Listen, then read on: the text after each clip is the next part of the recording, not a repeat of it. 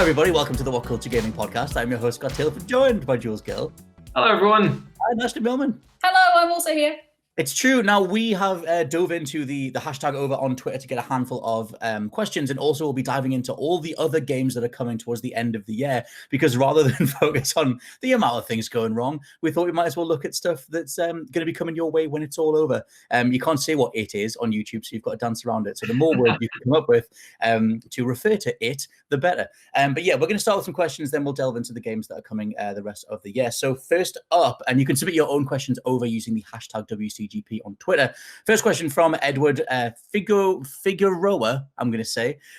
Since we're on the topic of trophies, that's a reference to the last podcast we did. What's a better accomplishment, a platinum trophy or a full 1,000 gamer score? It's a very 2006 question, but I mean, that's just bringing up the old console wars again, really, isn't it? I mean, for me, I think that there's something very satisfying about the numerical value of 1,000 being hit, because you know that it's the same target divided over however many achievements. Whereas the platinum trophy, while it is like a badge of honor, it feels like it's somehow not tied to as much. I don't know why. I think that it's mainly because I like spreadsheets and I'm very much a Microsoft sort of tick the box. That's nice. Fill out my cells. I've not done. I'm doing the platinum for Final Fantasy VII at the minute, and I think I'm hating it, but I'm just getting there. Oh, no. It reminds me of the time when I was in a queue to get into a comic convention for 3 hours, and every half an hour we were like, oh, should we just leave? Should we just give up? It's not worth it. But it's well, if I give up now, then that's all that time wasted. And it's just it's just reminding me of that. I'm 30 hours post game and I'm still going through it, trying to trigger different cutscenes and stuff. I have to admit that is one of the biggest pet peeves that I have, is that when developers clearly have artificially inflated their the length of their game by using trophies and achievements to do it, because I despise games that go oh, you completed this game here on this difficulty setting, but you can only get this trophy by doing this. And even worse, when they go, oh, you've completed it on the hardest difficulty setting, but doesn't automatically unlock the ones below it. Oh, they need a stack. Did that, and I was like, why do you not stack? That's ridiculous. It's that's such a there's something stackable difficulty should be something that we need to be mandated in every single game. Ash, where do you come down on gamer score versus trophies? As someone that is a big lover of the Xbox, I have to say trophies, because I know it's because there's just something about a little platinum prize. I love a trophy. I live for a prize. So getting a little sticker of it being platinum, it's the most great metal. I just think it's so much better. 1,000 gamer score, great. Yeah, give me a chump change, but also a platinum trophy. Put it on my shelf, display it. Ooh, lovely. Did you guys have PlayStation Home back in 2005? No, what was that? See, PlayStation Home was Sony's attempt at doing a Second Life thing where you could make a little fake house. It's Animal Crossing, really. Just make a little fake house and you sort of live on it, and it's really cool. And back then they were talking about whatever trophies you would get in a game would unlock stuff in the PlayStation Home platform. That's pretty cool. And they never followed through on it, but or maybe they did in certain instances. But I was promised back in 2004 a Devil May Cry couch, and I never ever got it. So I don't know but I still would prefer platinum trophies if there's some. Trust me, after looking at the griminess of the Devil May Cry cast, you probably wouldn't want to be on that couch, mate. Yeah, Dante's couch is a Jackson Pollock couch. It's not. Oh no, that's disgusting. It's a good time. Why have Sony and Microsoft not capitalized on the fact that people love showing off stuff that doesn't really have any sort of tangible real world value? I would gladly, on my PS Home or Xbox dashboard, have a little thing that was like a trophy cabinet where you could click on it and it physically showed you how many platinum trophies or 1,000+ points you had, and it just was nothing other than basically a slightly animated screensaver. I would kill for something like that, because look what I've got. Yeah, on the PS2 when they had on the PlayStation 2 when you could view your memory card and you had those little 3D icons for stuff.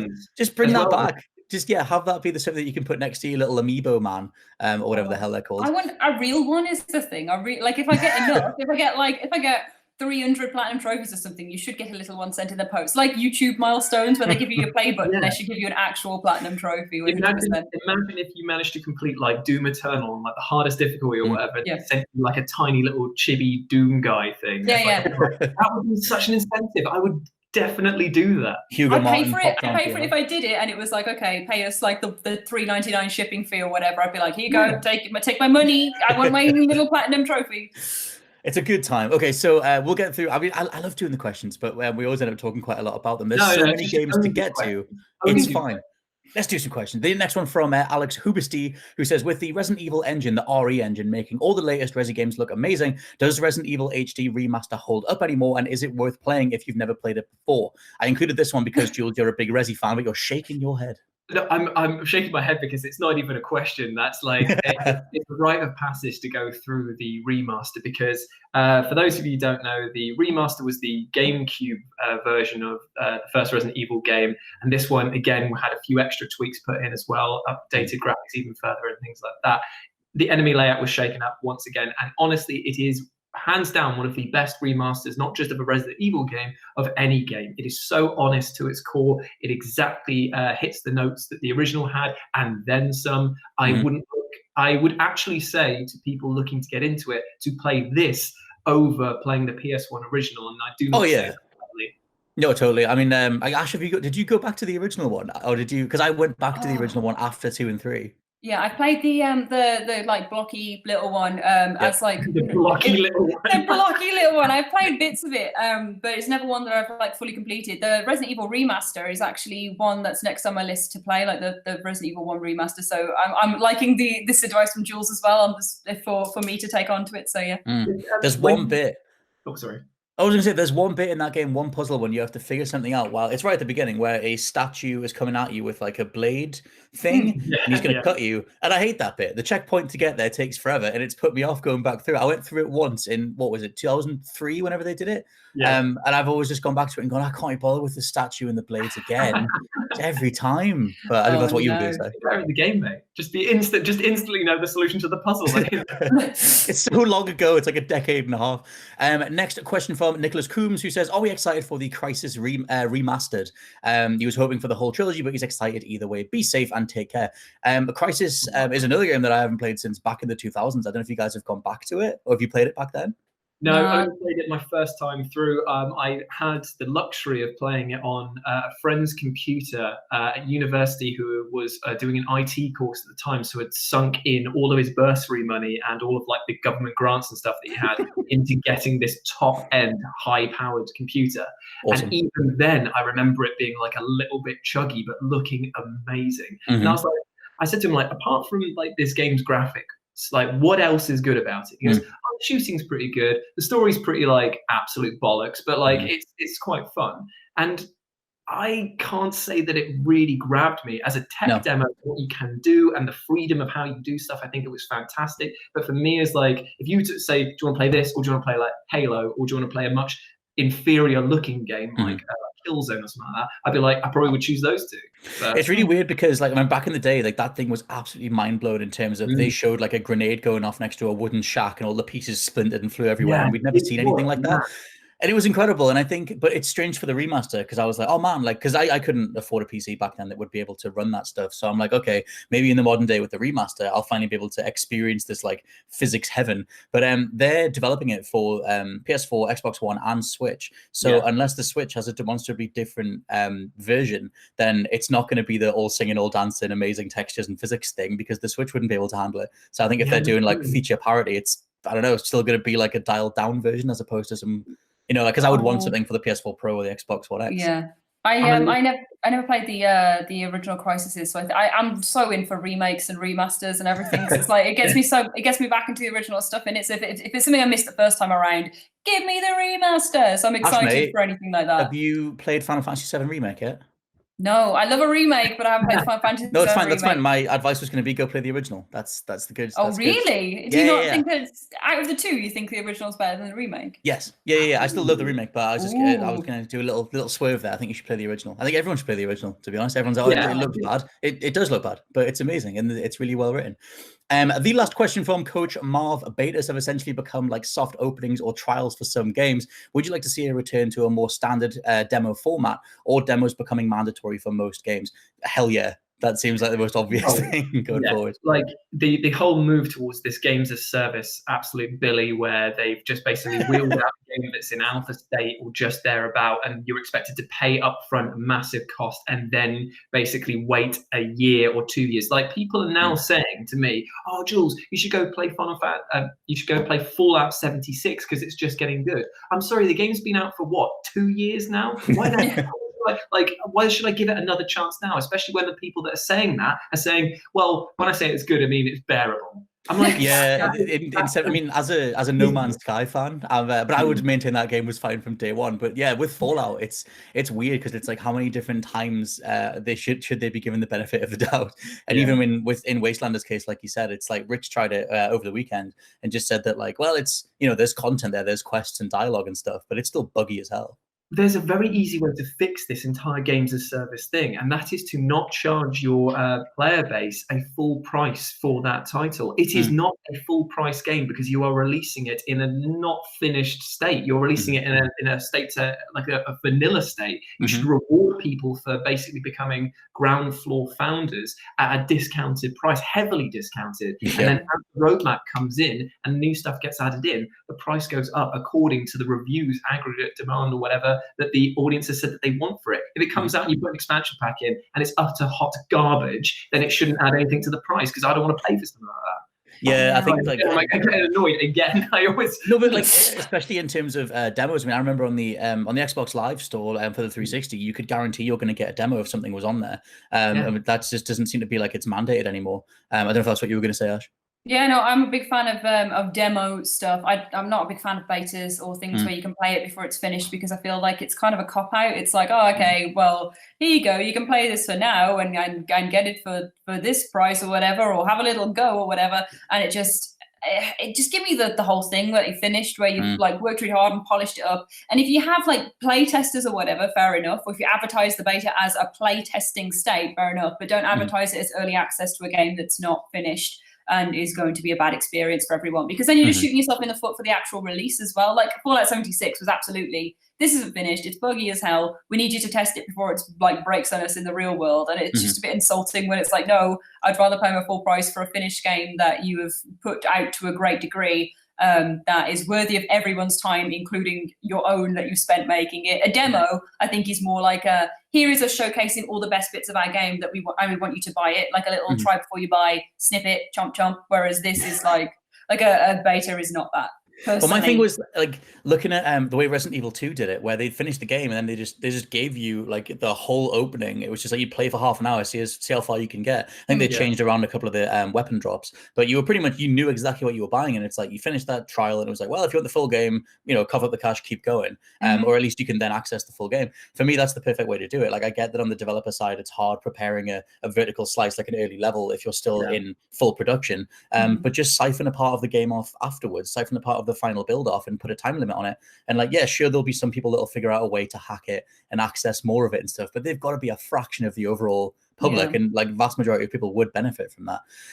Anyway, let's move into the games that are coming for the rest of 2020, because there's a weird lull in the middle of the year. But before the end of April, I wanted to note that XCOM Chimera Squad is coming, Gears Tactics, Streets of Rage 4, Predator Hunting Grounds. All four of them are all in the next couple of weeks. Now, Jules, you're a huge XCOM fan. We should quickly touch on Chimera Squad. I am, and you know what? I am loving the fact that they are throwing the entire thing out of the window with Chimera Squad. It's so weird. Like, this is the thing. I saw people getting irate about this. I don't know if you guys that would follow the XCOM lore very much. I'm a humongous XCOM fan. I wasn't irate, but I was weird when they had aliens on the squad. But the thing, I'm going to defend it. So basically, XCOM 2 happens, and then this is set. Chimera Squad is set 5 years after the events of that. So that's why you've got the aliens working with the humans to restore peace and humanity, because they are working together for cooperation rather than for nefarious things. And loads of people are just going like, oh, but these were the bad guys who were doing that. It's like, well, they were a collective of alien races that were all brought together by a mind-controlling superpower. So don't judge them for the actions that they had to do while they were under the power of that. So I'm very much for that. I like the idea, yeah, I mean, I'm like I said, I'm a huge XCOM fan, but on the gameplay side, I still haven't played War of the Chosen because I didn't have a computer that could run it back when it first came out. And I know, and I know it's like the best thing. I was too busy playing Mario and Rabbids, the Kingdom thing, back in that year. But Ashley, you an XCOM fan? Are you going to be diving in? No, XCOM isn't XCOM isn't really my bag. But out of all those titles you have given me, Streets of Rage 4 is the one that I am very excited for. I got a little tester of that at the that big event we went to, EGX. And had a lovely time with that with Rich, and Rich is very excited for it as well. And just playing like the old ones. My dad has like a stupid like pinball, like old games machine. That he's. You describe this as stupid. Your dad's got a home arcade unit. That is not stupid. Your dad's rich. You know what I mean? I know it's good. It's very good. It's opened my my horizons to so many old games that I wouldn't have had before. It's a really cool machine. So playing Streets of Rage on that, and then being like, oh god, the new one's coming out, y'all. I'm very excited for it. The animation looks incredible for it. The thing with beat 'em ups is that I always find, because I played. Do you guys play Mother Russia Bleeds? Yeah, it was really good. That game was so brutal and it looked really awesome. I like the score and everything, but I always find in beat 'em ups it never feels that comfortable when you're trying to line up with an enemy. You're always slightly off. When you and I, when I started working here, I think it was like in 2017. You and I had we came up with 2 lists, which were things that were better back in the day about gaming and things that modern day gaming does now. And you and I both said almost in unison when we were talking about the bad things from the past, and that was Planes of Existence for beat 'em ups and stuff like that. Because I totally agree with you. Having to line stuff up sucks, but the Streets of Rage 4 one has done a great job with that. It looks lush. In terms of another game, just to quickly touch on, is Ghost of Tsushima is meant to be coming at the end of June. So there is there are things dropping in May, but very little. But yeah, like those games that I mentioned before are in April. Ghost of Tsushima is June 26th. And then there's absolutely bugger all until the end of the year. So the ones coming from the end of the year, the first one is the Avengers on September 4th. That was delayed. But I guess we can talk about the Avengers. Where are you guys on it? Because I'm the most lukewarm man on the Avengers right now. Just not bothered. We played an off-the-floor demo at EGX of the Avengers, where we got to play a combat training room. So we really got to have a hands-on with the combat rather than scripted events that other people were playing for the opening level of the game. And I have to say that the combat system in it is kind of like a beat 'em up mixed with the likes of the Marvel Spider-Mans and Batmans. You've got your like counters and your special moves and stuff like that. But what this game has is a really interesting chain mechanic where I found that I was like going from enemy to enemy to enemy and beating stuff up. It's kind of like that rhythm action game style feel to the gameplay. I really enjoyed it. I can't see this being like groundbreaking. I can see it just being a really competent superhero game. But unfortunately, it's competing directly with the likes of Batman Arkham Asylum and City, not so much Night, in my opinion, and Marvel Spider-Man. And that is a very hefty goal. I don't know where it will stand with that. I just hope that they don't chuck in a load of microtransactions, which it really seems like it's going to. The developers assured me that it wasn't going to happen, but then they kept on releasing stuff that was like, oh, but you'll be able to download all these extra missions. It's only going to be cosmetic stuff. It's not going to affect how your character levels up, but characters will level up with armor pieces, which come from random loot drops and stuff like that. You're really just you're gonna put them in as soon as they've got like a whole like multiplayer platform thing. Like they want to do all these like endless battles, which is very Ultimate Alliance 3. The reason I'm kind of lukewarm on it is just I think they've kind of missed their window in regards to like when the MCU was absolutely flying. And I also think that as much as I love Troy Baker and Nolan North, and I love that they've done their versions of the characters, it doesn't feel anywhere near as confident as Insomniac Spider-Man in terms of like doing their version of the lore. And the people that they've cast, the face models and stuff for the whole crew, everyone just looks a bit bland. It all looks a bit stripped of personality.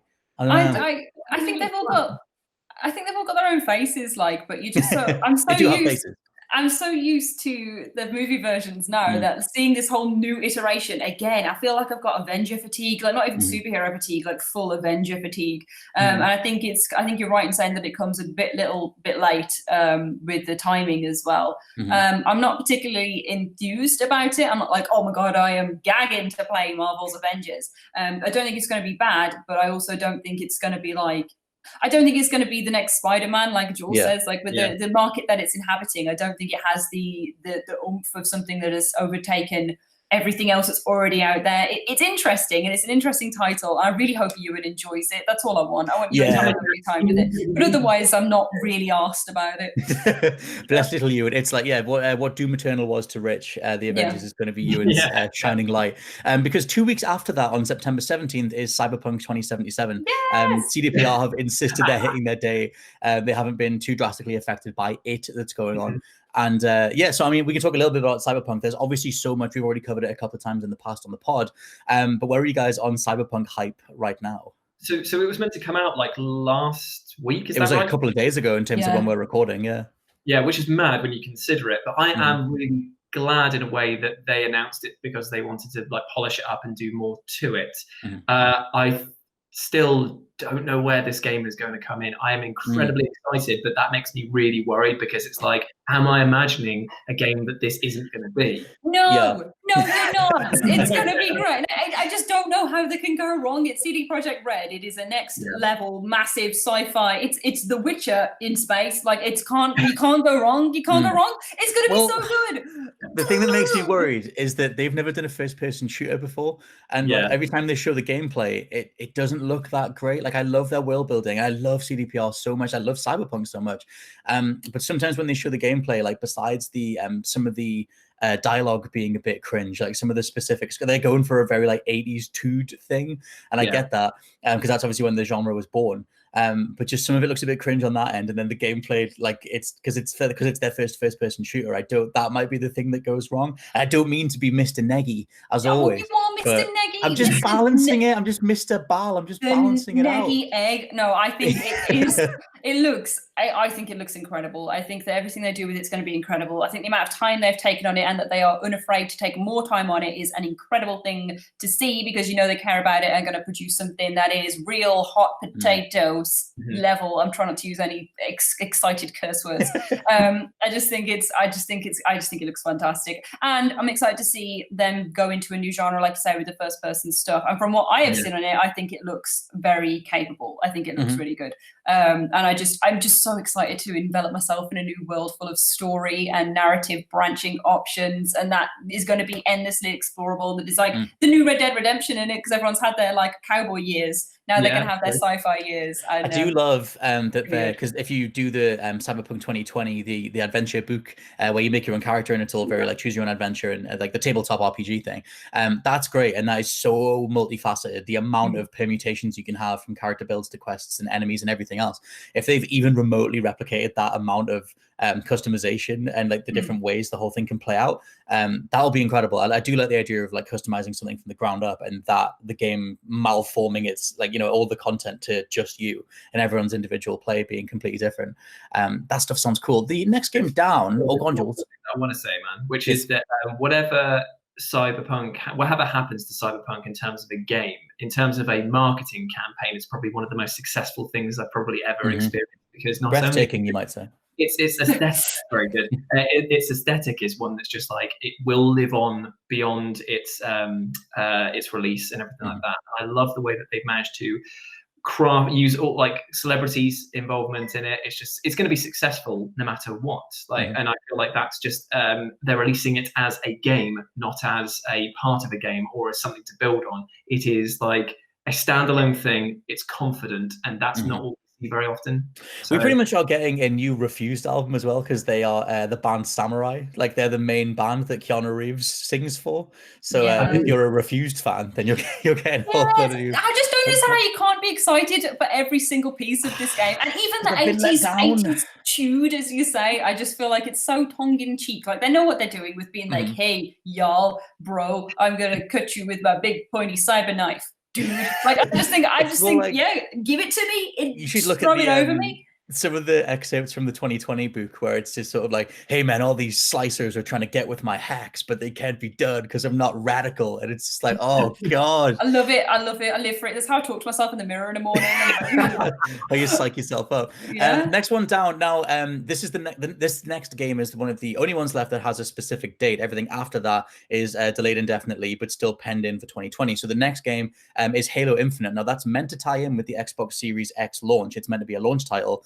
But I guess it's just the general question of how much do we care about Halo in 2020, and like where do you think that Microsoft are at in terms of popping it with the new system. Don't be so dismissive of it, because like, the fact you wish like who's interested in it. Like I feel like where do we? Oh.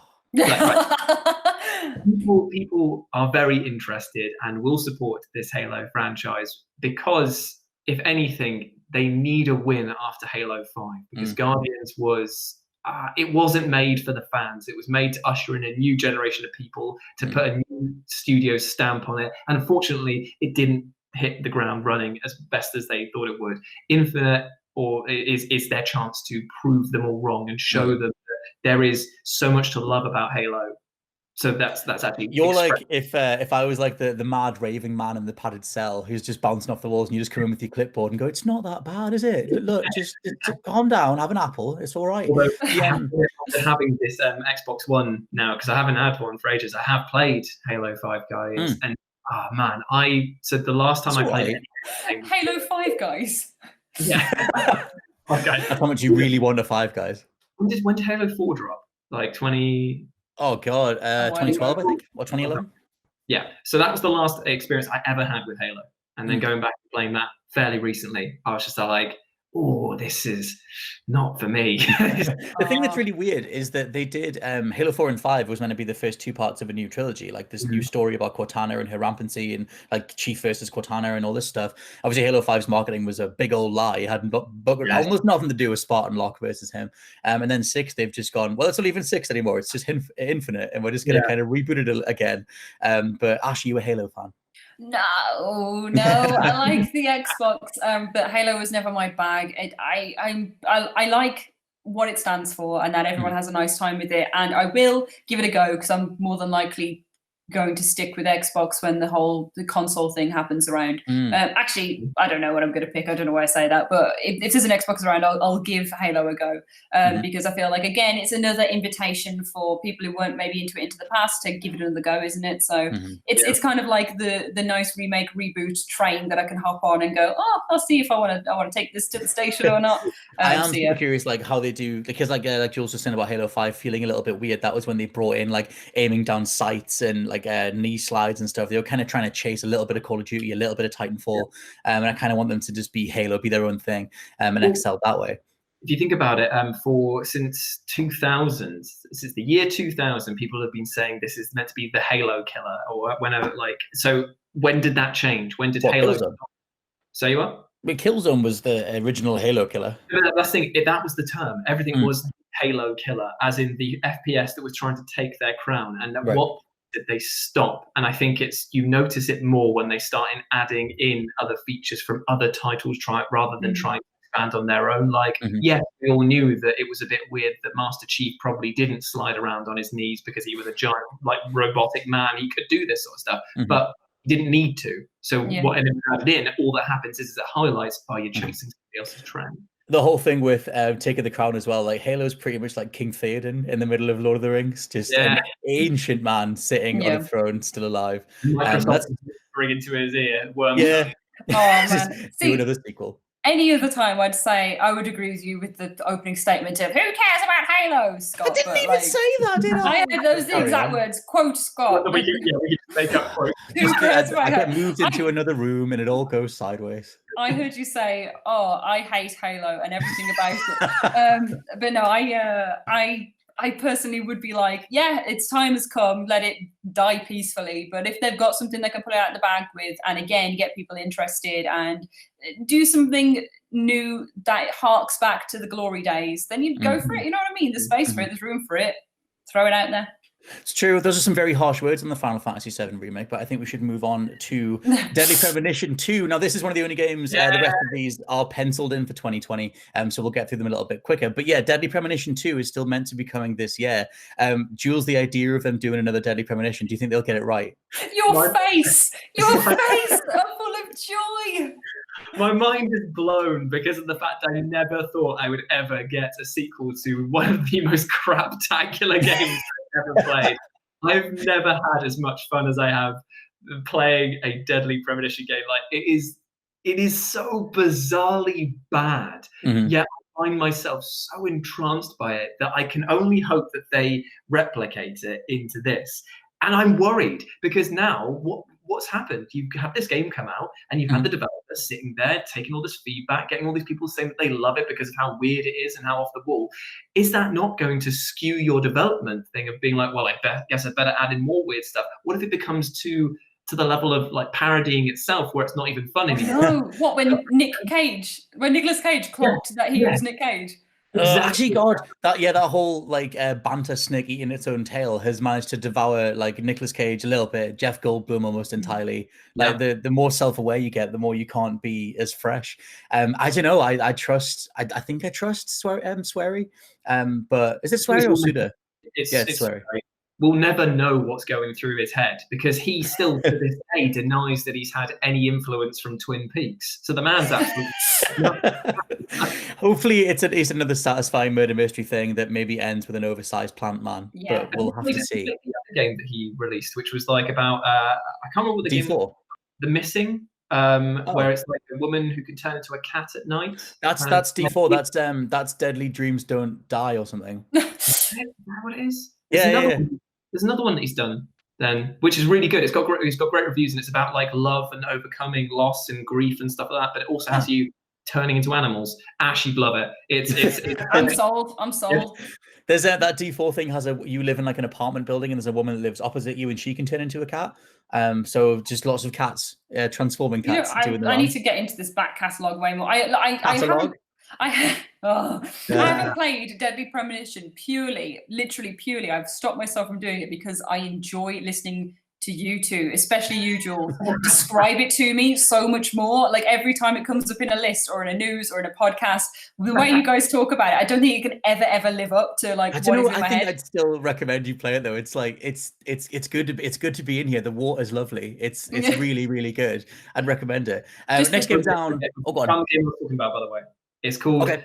It is called The Missing, J.J. Macfield and the Island of Memories. It was released in 2018, and what it is it's a puzzle platformer horror game, and the plot is she must inflict grisly wounds on herself in order to solve the game's mysteries. Ooh, gross. Sounds like Dark Souls. Yeah.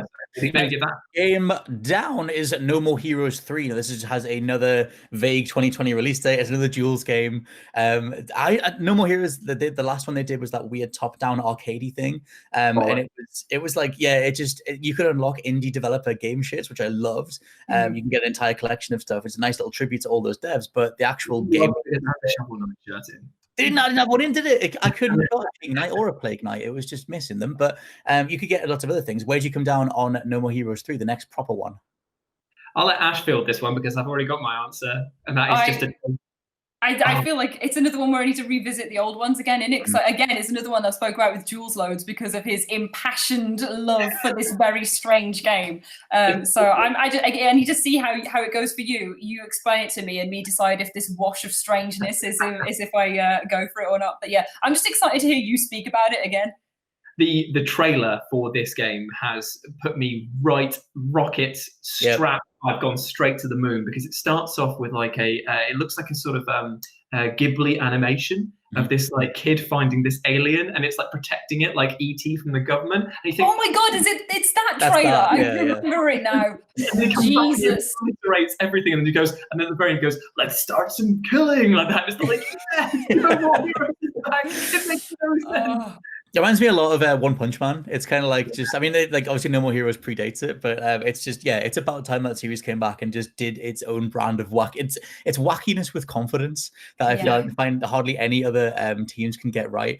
So for the next 3 games, we can just get through these pretty quickly, but these are the ones that are delayed indefinitely. So assumably it's just going to be whenever production lines free up, whenever it's safe again, whatever, these things will drop. So there's 3 games that are delayed indefinitely. One is Watchdogs Legion, which I don't know how.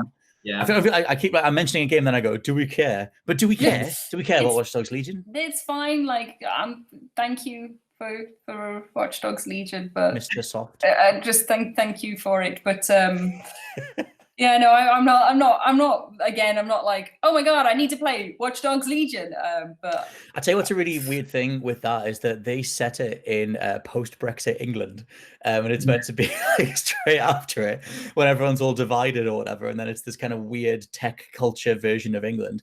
But then obviously all the other stuff happened. It happened, and it's just like, how many are people even? Does anybody want to play that at this stage? My favorite thing is that Ubisoft has just gone like, oh yeah, so we'll do this like post-Brexit thing. Oh yeah, and then another developer's there. It's like, oh wicked, so we're going for like an apocalyptic vibe, are we, for this one? No, we're going for a tech future one. It's like, I'm sorry, you think that Britain, when they remove themselves from like the rest of their like Commonwealth, are going to somehow have a tech boom? What? Just a I don't know, crumpet distribution machine, 5,000. Next game. Trumpets. I would take it. Next game down is Iron Man VR. This got delayed on the same day as The Last of Us 2, which is the third game, but we can quickly talk about Iron Man. Did you guys happen to play that at the event you went to last year? I did, yeah. Was it a good time? Rich loved it, but like Rich Mr. VR Man loved it. It made me feel a bit sick because I'm not so good with VR, but it's really good fun. It's really innovative, and like you actually feel like you're in the Iron Man suit, and like you have to like use like the little blasters to put under your blasty zone. So you're like, oh, I've lost my words today. You know, his hand rock, hand shooter, and you propulsors. Yes, thank you. So you propulse, and this. I do example. He's got this. You have to use it like that, and then like fly around, and then shoot with them, and then like spin around and stuff. I had the headset on way too tight, so I was like feeling sick and like strapped into this thing, going like flying around. In a way, that's more immersive and realistic, I guess. It was actually really good fun because of that, and you play like through the training bit where you're like, oh hey Friday, what's going on? Let's do some practice and shooting. Hey Pepper. So it's every Marvel fan's wet dream because you can be Mr. Tony Stark, which every boy wants to be, I assume, and every girl as well, and everyone else, like everyone wants to be Tony Stark. So live the dream.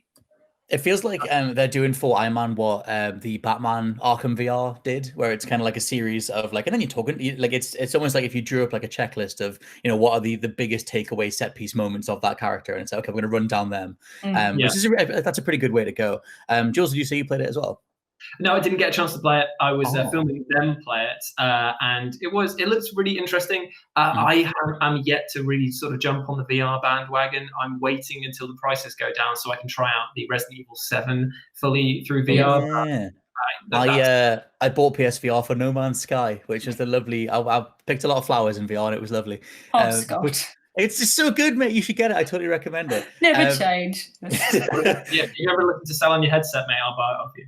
No, I've got to jack in the rest of tonight and get the rest of the flowers, mate. I can't be sign up on that yet. Last game, which is delayed indefinitely or quote unquote until further notice, is The Last of Us 2. The other massive game that would be the contender for Game of the Year, because it's obvious it's going to be between Cyberpunk, Last of Us, Doom, whatever, but it's like Last of Us 2 is obviously the next massive important game next to Cyberpunk. Where are you guys on the hype levels for Last of Us? Unbelievably. If Jules says he's got his rocket on and has hit the moon for No More Heroes, then I feel like the moon has exploded. My rocket has gone through it, and I've gone into the space zone to Jupiter. I'm very excited for The Last of Us. Transdimensional loving. Yeah, we spoke about it so much. We spoke about all the theories and stuff that could go on, and all the fun things that are happening with it, and how beautiful it looks, and how beautiful the story is. And you know what? Take as much time as you need to make it perfect. Take as much time as you need, but also give it me now. Those are the two. Like this story. Just the best thing that they can do is that they've got that ability to now pick whichever release date they put out. Yeah. Like they literally can now just wait until their competitors choose points to drop their games, and then go, and now The Last of Us 2 is coming out on a different date. There's no competition. We can build up the hype, and we'll get all the sales. Very clever. It's weird because it's going to clash a little bit with the PS5 if they're still planning on dropping the PS5 towards the end of this year. Because it's like if that thing, it's meant to be fully backwards compatible with PS4 and PS4 Pro games.